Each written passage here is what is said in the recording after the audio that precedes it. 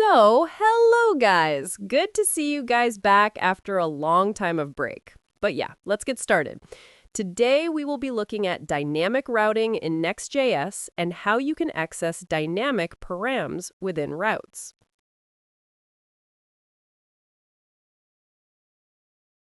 So we will start by asking a simple question.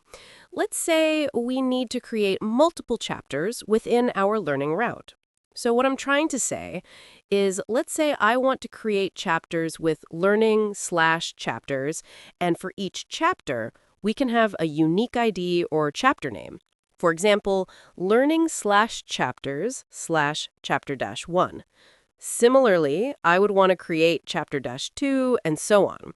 So you would already be noticing a problem here that for each chapter, we would need to create the folder name for the chapter inside our app directory, which is an impossible task when I'm fetching chapters from an external server.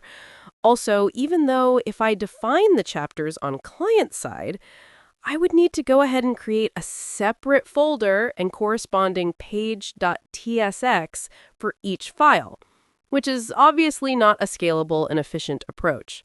So for such scenarios where we must define the routing params dynamically, we use dynamic routing.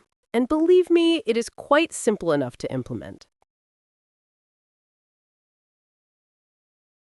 Let's say I want to create the chapters route. So first, I need to make the chapters folder inside my existing learning folder. And then inside here, we will create a chapter ID folder surrounded by square brackets. The square brackets tell Next.js that it needs to be a dynamic route. Now, inside here, we will define the page.tsx file and create the component structure and name it chapter. We will also render the text chapter to know that we have correctly rendered it. Then we can decide whether we want it to be rendered on the server or on the client. Let's first look at how we will manage this at the server side. Let's define the props and do a console.log of props. We can then check at the corresponding route that the text chapter is rendered, and we can also go ahead and inspect to see what we get as props. We can clearly see that we get two things here, params and search params, both of which are promises. So we will go and make the component async and also await the props.params thing to check out what exactly are these params. Now we will log the value of these params and check. So here we go. We get the chapter ID of the chapter that we mentioned in params. If I go and change the chapter ID to chapter-2, you will notice this change to chapter ID of chapter-2. So this is how you can define the custom routes and access the dynamic params server side. Now, you must be wondering, what about the search params? So we can also go ahead and check that too.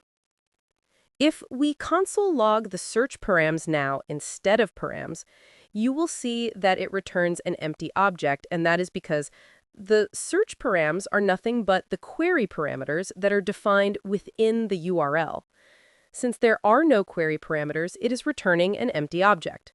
So let's say if I go and add a question mark to the end of our URL and specify q equals 1 and hit enter, then ta-da! You are getting the query parameter q as 1 that we typed into the URL. So this is everything we need to know so far to understand handling params and search params server side. Now, moving to client side. So we will import the use params hook from next.navigation. And before we continue to use that hook, we'll firstly remove everything and define this back to a complete synchronous component. Now, from the previous tutorial, you already know that you can only use hooks inside client-side components. So first we need to use the useClient directive. Then we can go ahead and say const params equals useParams. Also, we will console log the value of params to see what exactly we get here.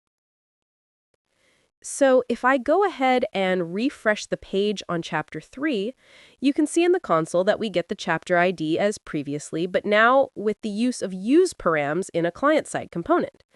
Similarly, for search params, we have the hook use search params to get hold of all the query parameters. You can check that out too if you want. It's pretty simple enough, like use params. So now you know how to do dynamic routing in Next.js. That was awesome, and thanks for your time. We will meet soon with the next Next.js topic. Haha. Bye-bye.